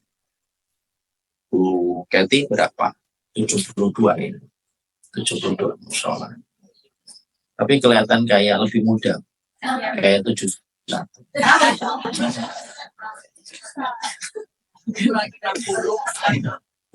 Ya ngurangin setahun kan lumayan. Tanyalah seorang petani arti 1 tahun baginya. Tanyalah seorang pemuda yang sedang kasmaran dengan gadis 1 tahun itu lama. Tadi saya ngomong apa ya? Oh iya, kita kalau semakin tua, Bu, ada satu perkara yang harus kita miliki, terutama bagi ibu-ibu dan bapak yang sudah melewati angka 40. Apa itu prasangka? Berprasangkalah kepada Allah bahwasanya kita adalah orang yang mendapatkan ampunan dan walaupun kita pelaku dosa dan pelaku kemaksiatan. Berprasangka itu merupakan perkara yang Allah cintai ketika kita berprasangka yang baik kepada Allah. Makanya maaf ya Bu, kalau Ibu nanti menemani anggota keluarganya yang akan meninggal dunia ketika sakitnya sudah berat tapi masih bisa diajak komunikasi, Ibu sampaikan kepada kamu adalah orang yang baik. Amalmu insya Allah diterima. Segala dosamu aku lihat insya Allah diampuni dosanya. Itu kita lakukan sebelum kita nanti mentalkinnya kalau beliau sakaratul maut. Ini termasuk salah satu sunnah yang terlupakan. Makanya nanti tanggal 21 Bu, kita Samila itu One Day Class akan mengadakan melepasmu untuk yang terakhir offline di Depok. Tapi sudah full set, sudah sholat. Nanti kapan-kapan Ibu ikut. Maka salah satu yang ingin kita sampaikan pula pada saat itu apa? Kalau kita mendapati bapak kita sakit yang berat, bisikan ke telinganya. Pak, terima kasih ya Pak, sudah menjadi bapak yang baik. Memberi nafkah, membimbing, mendidik, menemani. Semoga Bapak insya Allah sebentar lagi akan panen dengan panen terbaik dan manis di sisi Allah. Ibu, terima kasih ya sudah menjadi ibu yang baik. Di dalam melahirkanku, merawat aku, dan mendidik aku. Kenapa kita harus menyampaikan itu kepada orang sebelum itu? Supaya dia berprasangka dapat rahmat. Dan Allah memperlakukan kita sesuai dengan prasangka kita kepadanya. Maka itulah yang menjadikan kita akhirnya memahami ada satu hadis indah betul. Ibu kalau mendengar hadis ini pasti indah. Ada seorang hamba disidang oleh Allah. Ketika dia disidang oleh Allah, lalu Allah mengatakan kepadanya, "Udkhulun nar," masuklah kamu ke neraka. Lalu hamba itu berkata kepada rohnya, hadzal ladzi ma dhanantu bika. Ya Allah, ini bukan yang aku prasangkakan. Apa yang kamu prasangkakan kepadaku? Allah tahu sebenarnya, tapi Allah tanya supaya jadi ilmu untuk kita. Apa yang kamu prasangkakan kepadaku, wahai hamba? Aku berprasangka, engkau mengampuni aku, merahmati aku, dan memasukkan aku ke surga.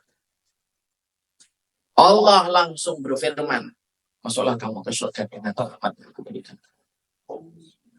Harga sebuah prasangka itu mahal. Makanya Nabi sampai mengatakan sebuah hadis yang disampaikan Nabi dan termasuk kategori final message-nya Nabi. Apa itu? Nabi itu pernah bersabda 3 hari sebelum beliau meninggal dunia. La yamutanna ahadukum illa wa huwa yuhsinu dhanna billah. Jangan sekali-kali mati kalian sampai kalian berprasangka yang baik kepada Allah. Itu yang harus kita tanam. Dosa saya banyak, betul. Maksiat saya banyak, iya. Tapi prasangka kepada Allah tidak boleh berhenti dan tidak boleh berkurang. Makanya Ibu kalau dapetin ada temannya sakit berat, walaupun mungkin dulu temannya Ibu ketika party-party gitu ya. Tapi ketika Ibu datang kepadanya, jangan mengingatkan dosanya. Gimana Mbak rasanya? Berat kan? Dulu sih saya suruh kamu bertobat, kamu bertobat. Sekarang kerasa kan Pak? Gimana Pak? Gimana yang dulu tuh? Bertobat kan itu? Kata para ulama, pikulnya sakit benar-benar ya Mbak.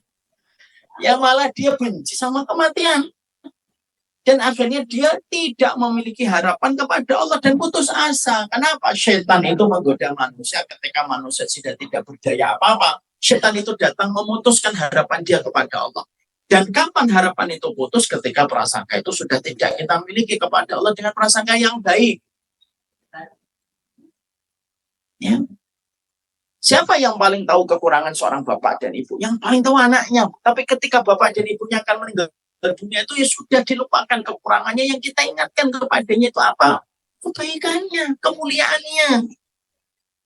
Supaya ketika dia menghadap kematian itu, ketika diingatkan bapak itu begini, ibu itu begini, akhirnya dia tidak benci kepada kematian. Dan dia itu ketika akan bertemu kematian tenang, Bu. Kenapa? Dia tahu dia telah beramal yang dia lakukan kepada ibu. Kalau mendapati ada seseorang anak kabur dari Jakarta ke Kuala Lumpur, ibu ketemu di Kuala Lumpur, ibu ngomongnya begini. Nah, ibu tiap hari nangis dan mengatakan kepadamu bahwasanya dia sayang sekali sama kamu. Kira-kira anaknya pengen pulang atau tidak pengen pulang? Pengen pulang. Kenapa? Dia mengetahui ibunya itu sayang, nangis terus, sayang sama kamu, mengatakan kepada kita tuh sayang sama kamu. Pasti dia berusaha untuk pulang. Tapi coba dirubah. Ibu ketemu dengan anak yang kabur dari rumah di Malaysia. Ketika ketemu ibu ngomong, Masya Allah, ketika kamu pergi, wah ibu senang. Bisa kurang. Dan dia ngomong dia tidak sayang sama kamu. Kira-kira mau pulang atau tidak mau pulang? Itu analogi sederhana bahwasanya perjalanan kehidupan kita. Kalau kita mengingat surga, surga itu dimulai dari prasangka yang baik. Makanya kita ketika sudah tidak lagi muda, ketika uban sudah mulai tumbuh, keriput sudah mulai menemani, banyak-banyaklah kita berprasangka sama Allah. Ya Allah, saya tahu saya pendosa. Saya tahu saya ini pelaku kemaksiatan. Tapi jangan kau haramkan aku dari Allah. Berprasangkalah yang baik setiap waktunya. Tapi prasangka itu bukan untuk melegalkan kita untuk melakukan dosa kembali. Tapi prasangka baik itu supaya kita menjemput ampunan Allah. Karena ampunan Allah itu bersama dengan prasangkanya. Ya. Makanya Allah itu memiliki sifat Ghafur dan Allah memiliki sifat Ghaffar. Ibu tahu nggak bedanya Ghafur sama Ghaffar? Ghafur itu Allah itu mengampuni sebanyak apapun dosamu. Itu pakai sifat Ghafurnya Allah. Kalau Ghaffar, Allah mengampuni walaupun kamu sering-sering mengulang-ulang dosa itu. Tapi selama kamu bertobat, Allah tetap ampuni walaupun kamu sering ulang-ulang dosa. Itu namanya dengan pakai sifat Ghaffarnya Allah. Beda itu. Kalau Ghafur, mengampuni dosanya manusia sebanyak apapun. Itu Ghafur. Kalau Ghaffar, mengampuni dosanya manusia sebanyak apapun dia mengulang-ulang dosa itu. Karena kan kadang-kadang ada dosa gini. Ya Allah, saya hari ini marah-marah sama anak, saya bertobat. Besok lagi, marah lagi. Ya Allah, saya hari ini tobat. Ya Allah, kemana sudah minta tobat, malah marah lagi. Besok marah lagi. Itu pakai sifat Ghaffarnya Allah.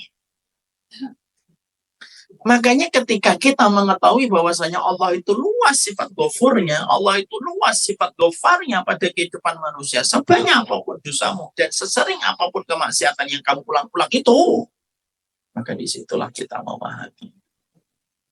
Jangan pernah putus dari rahmatnya Allah. Ya Bu, perhatikan Ibu. Nanti kalau Ibu mendapati orang sakit, itu tinggal tanya, ajak ngobrol dan katakan semua perbuatan baiknya. Mbak, kamu itu orang baik. Dulu yang membuat kajian kita bisa ngaji dan kumpul itu Mbak. Sampai akhirnya pengajian dari 2 orang jadi 20 orang. Mbak selalu sabar sama suami. Walaupun Mbak hidupnya penuh dengan air mata dan derita. Insya Allah, Mbak adalah orang yang akan mendapatkan kata-kata itu yang membuat seseorang kuat untuk menghadapi kematian. Maaf ya Bu, jangan ceritakan dosa kalau orang tua. Ceritakan tentang rahmat supaya dia bergembira memandang kematian. Kalau sama anak muda, jangan cerita rahmat. Cerita tentang Allah yang keras adabnya. Sama anak muda, anak SMA kita cerita, ampunan Allah maha luas, zina dia. Makanya menyampaikan tentang sifat pengampunan Allah dan keras siksanya Allah itu disesuaikan dengan kondisi waktu manusia. Ketika sama anak muda ingatkan tentang adab Allah, sama orang tua ingat tentang rahmat Allah yang tiada. Maka itu yang keempat, surga dan prasangka itu berkaitan erat pada kehidupan kita. Inilah yang menjadikan kita memahami 4 perkara yang penting untuk kita mengerti bahwasanya tentang masalah surga. Kita baru membahas 4. Surga antara rahmat dan ibadah. Surga sedekat tali sadar. Bahwasanya makna indah dari 8 pintu surga. Dan yang keempat, semua itu bermula dari prasangka, karena surga diberikan sesuai dengan prasangka. Jadi kita sepakat yaitu kalau ada orang sakit berat, jangan ceritakan dosa. Ceritakanlah histori kebaikannya. Ceritakanlah sejarah kebaikan. Supaya dia senang memandang kematian, karena kematian itu akan memperjumpakan dia dengan seluruh amal kebaikan yang dibalasnya. Inilah 4 perkara yang kita pahami tentang surga. Membicarakan surga itu membicarakan tentang sebuah energi. Membicarakan surga itu membicarakan tentang sebuah kekuatan besar yang ada pada kehidupan kita. Wassalamualaikum warahmatullahi wabarakatuh. Walhamdulillahirobbilalamin. 4 perkara ini tidak terasa 1,5 jam kita sudah mengkaji. Nanti sisa-sisanya insya Allah akan kita kaji kembali sesuai dengan waktu kita berjumpa kembali. Kalaulah ada sumur di ladang dan air pun tetap mengalir, pasti kita. Ini yang dapat saya sampaikan. Ada yang tidak mau bertanya? Silakan Ibu bertanya. Kalau ada silahkan tanya. Kalau tidak ada jangan diada. Itu namanya fitnah.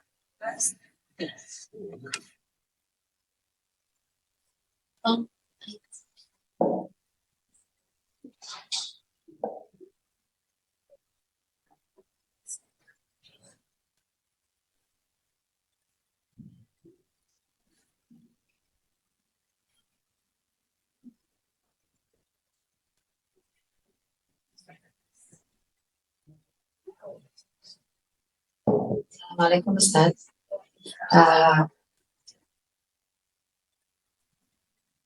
Mau bertanya Ustaz? Maka Ibu. Boleh nggak sih Ustaz kalau kita itu merasa, kan tadi kita ngomongnya berprasangka baik, sama nggak prasangka baik dengan merasa ada timbul keyakinan bahwa amal ibadah kita itu diterima sama Allah? Iya. Pasti. Berprasangka. Diterima, maksudnya tuh prasangka kan, ya prasangka kita mendevelop sesuatu yang ada dalam pikiran kita gitu. Nah, tapi kalau terus itu bisa nggak disamain dengan kita yakin bahwa amal ibadah yang kita lakukan, sholat, puasa, apa itu diterima oleh Allah, karena kita yakin itu Allah sebutkan, ada janji Allah di Al-Quran yang akan membalas hambanya berbuat kebaikan dan kebajikan. Assalamualaikum warahmatullahi wabarakatuh. Jangan dipindah dulu, Mek. Ibu umur berapa? Saya umur 57 tahun. Ibu pernah ngelewatin masa-masa Eptanas pasti. Ada Eptanas dulu? Ya. Atau UMPT? Ya. Pas-pas ini dan era itu lah ya. Kalau sekarang sudah nggak tahu saya. Dulu ada UMPT. Ketika kita belajar dan mempersiapkan, tetap nggak ada di dalam hati kita itu rasa khawatir. Nanti jangan-jangan tidak lulus. Tetap ada atau tidak? Kalau perasaan itu muncul sebelum kita ujian, biasanya apa yang akan kita lakukan? Belajar lagi. Yang asalnya ngantuk-ngantuk jam 8, ingat gitu. Wah, saya itu kalau tidak sampai masuk universitas itu saya nanti nyesel. Akhirnya jam 8 itu nggak jadi ngantuk sampai jam 10. Itu selalu terjadi ketika kita ujian ataupun UMPTN. Sebenarnya itu analogi paling sederhana. Kita beribadah kepada Allah itu di antara harapan dan rasa khawatir yang silih berganti bermunculan. Sekencang apapun kita beribadah dan yakin diterima sama Allah, tetap ada rasa khawatir jangan belum tentu diterima. Tapi ketika muncul perasaan tidak diterima, sama. Ya, yakin dan kita menambahkan ibadah. Sama ketika ibu khawatir tidak lulus, ibu nanti akan tambah belajar kan. Ibu nanti bilang sama papa, papa, iya, boleh nggak kursusnya ditambah? Kenapa? Kalau saya nggak yakin ya, nanti YPTN bisa masuk. Ya sudah, ingin kursus apa lagi? Ingin kursus untuk bahasa Inggris, matematika, bahasa Inggris sama matematika, boleh nggak lesnya sendiri-sendiri, Pak? Boleh. Kenapa kita minta itu? Karena rasa khawatir ya. Sama pula Bu, kita ketika beribadah tidak bisa satu kondisi dan satu rasa. Kadang rasa yang tumbuh pada hati kita itu rasa ketika kita insya Allah diterima karena Allah Maha Baik. Tapi kadang-kadang ada satu rasa ketika kita merasa jangan-jangan banyak cacatnya ibadah. Maka ketika kita merasa ada cacat pada ibadah kita, ketika perasaan itu muncul, tidak ada yang menenangkan kecuali ada tambah ibadah. Yakin, tambah ibadah, yakin. Akhirnya kita tidak mencukupkan yang wajib, tapi menambahkan dengan yang sunnah. Mbak, kenapa puasa Yaumul Bid, Mbak? Saya khawatir Ramadan saya belum tentu diterima. Mbak, kenapa kok puasa Senin Kamis? Khawatir yang wajib belum tentu terjamin diterima sama Allah. Itu sebenarnya. Bisa paham Ibu? Ya, ya insya Allah. Alhamdulillah. Allah saya bisa paham. Artinya itu semuanya berjalan bergandengan, ya Ustaz ya. Oke. Terlalu yakin, nggak baik. Ya. Terlalu khawatir, nggak baik juga. Sama ketika kita menghadapi Eptanas gitu, yakin gitu, tahu yakin malah nggak mau belajar. Contohnya nih, karena dia merasa saya kan anaknya kepala sekolah, yakin dia mau belajar sih. Terlalu yakin tidak baik. Terlalu khawatir tidak. Semua datang silih berganti sesuai dengan kondisi hati yang sedang merasakan. Itulah enaknya hati kita. Tidak kaku pada satu kondisi. Boleh. Yang kaitannya juga menurut saya bisa berimbang ya. Iya, iya. Terkadang kan dalam kehidupan itu kita suka ada khawatir tadi ya. Iya. Misalnya khawatir, misalnya aduh anak saya gimana ya, itu masa depannya gimana gitu ya Ustaz ya gitu. Nah saya tuh sedang mendengar nasihat bahwa kalau di setiap kali kita timbul ada rasa khawatir tentang sesuatu hal yang kita tahu pasti itu kita nggak punya kuasa untuk itu, maka jadikanlah rasa khawatir itu menjadi sebuah doa. Betul. Karena itu siapa tahu Allah kabulkan sehingga kekhawatiran kita itu menjadi hal yang positif gitu. Nah, saya sih nggak tahu hadisnya apa gitu ya. Cuman yang pertanyaan saya, kalau gitu menurut saya adalah jadi seorang Muslim itu adalah super optimis dong Ustaz. Iya, super optimis apapun. Karena tidak ada yang membuat kita supaya kita tidak didominasi rasa takut dan khawatir kecuali Allah. Makanya setiap apapun itu optimis. Makanya ketika kita mendapatkan pada akhir surat Al-Furqan ayat yang ke-24, waja'alna lil muttaqina imama, jadikan aku pemimpin orang yang bertakwa, menanamkan optimisme. Ketika Rasulullah mengatakan idza sa'altumullah fas'aluhul firdausal a'la, kalau kamu minta sama Allah, mintanya itu surga yang paling tinggi, jangan surga yang paling rendah. Jangan sampai kita itu kalau minta sama Allah tentang surga, ya Allah, ditempatkan di pinggirannya dan emperannya sudah cukup bagi saya, ya Allah. Enggak. Tapi mintalah surga yang paling tinggi. Itu menanamkan kepada kita optimisme bahwasanya kita punya Rabb yang maha baik pada setiap sifatnya yang sempurna pada kehidupan kita. Ada yang tidak lagi mau bertanya?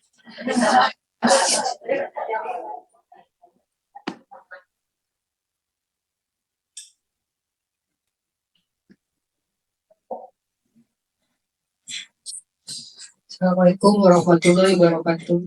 Salam. Kadang kita memohon sama Allah inginnya instan karena kita membutuhkan pertolongannya segera. Tapi kadang pada saat kita memohon pertolongan itu, tiba-tiba datang sebuah pertolongan yang saya khawatir ada kandungan yang tidak sesuai dengan ajaran agama. Bagaimana Ustadz menyikapinya? Syukur Ustadz. Saya tidak paham soal faham soal nisful ijabah. Paham terhadap soal itu separuh dari jawabannya bisa.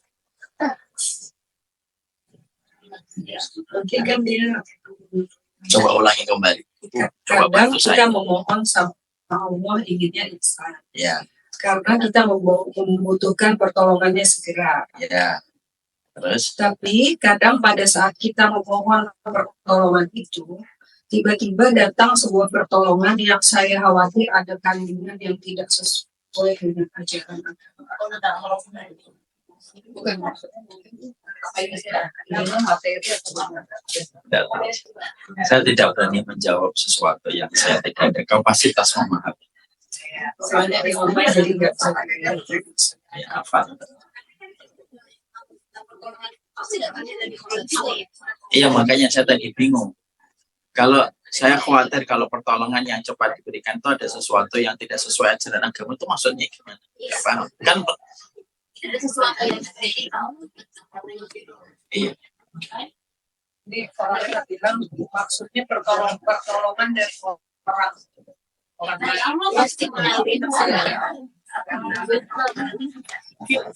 Jadi begini, saudara.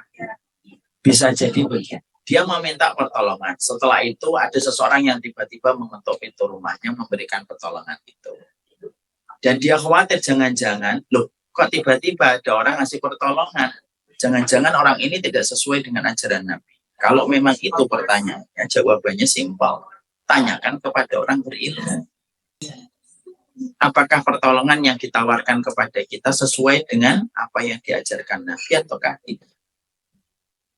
yang dia memperjelas yang tadi saya Fas'alu ahla dzikri in kuntum la ta'lamun. Tanya sama orang berilmu kalau kamu tidak tahu. Karena semua pertanyaan dalam Islam itu, pertanyaan dalam hidup itu dijawab sama Quran dan Sunnah.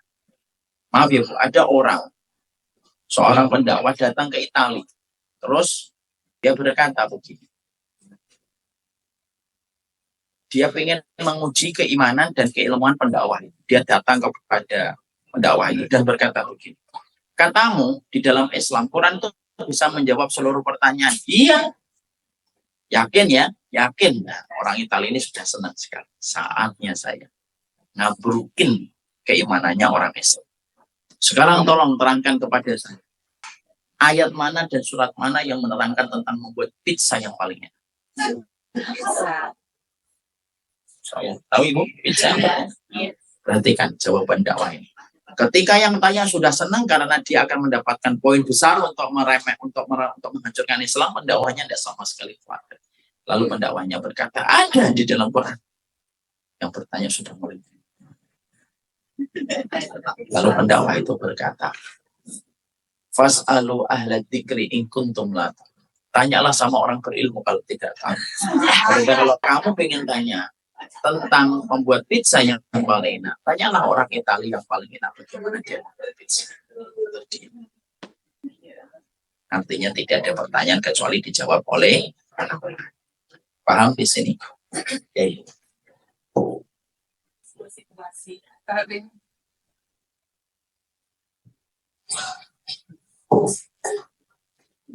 Misalkan digambarkan ada sebuah situasi yang dimana dalam rumah itu seorang suami dan anak-anaknya itu yakin sekali bahwa doa istri dan ibunya itu adalah pintu.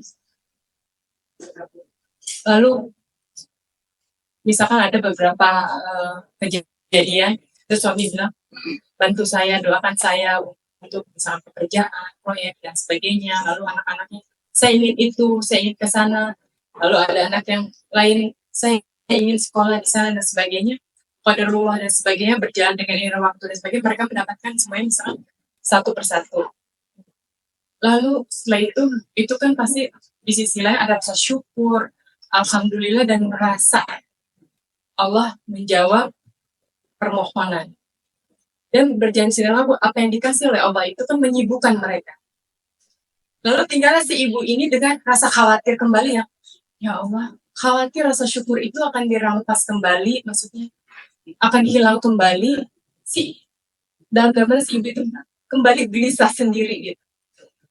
Bagaimana menurut Ustadz menasehati seorang ibu yang hatinya khawatir tapi tahu seorang suami berikhtiar juga untuk keluarganya, anak-anak untuk masa depannya, tapi hatinya gelisah karena khawatir tiba-tiba mereka sibuk gitu.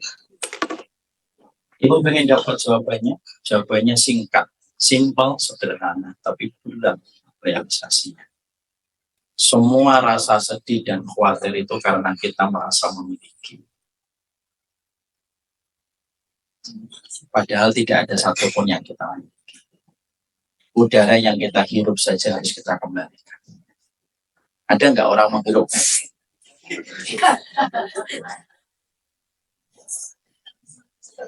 Apa yang kita ambil? Nggak ada. Makanya kata-kata indah. Udara yang kamu hirup saja kamu harus kembalikan. Apa yang dimiliki manusia?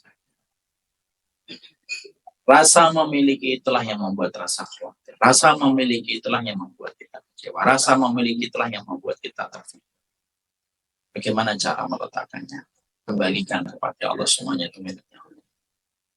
Ibu, saya dapat pelajaran tauhid dari seorang ibu-ibu Arab tua, sudah 70 tahun. Beliau punya kebiasaan, beliau keluarganya, suaminya itu semenjak usia 30 atau 35, setiap hari Jumat, Sabtu, Ahad tidak pernah di rumah. Jumat, Sabtu, Ahad tidak pernah di rumah. Kalau ditanya, Mi, mana Abah? Nggak tahu Abah, kalau jam Jumat, Sabtu, Ahad nggak. Kemana?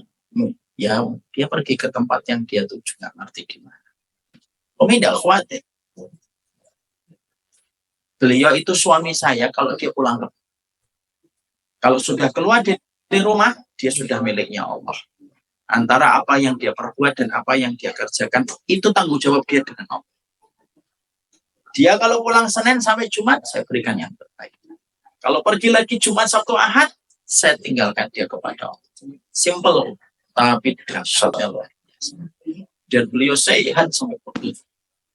Saya pernah tanya, nih jangan-jangan nikah. Mau nikah atau tidak nikah, urusan dia dengan Allah.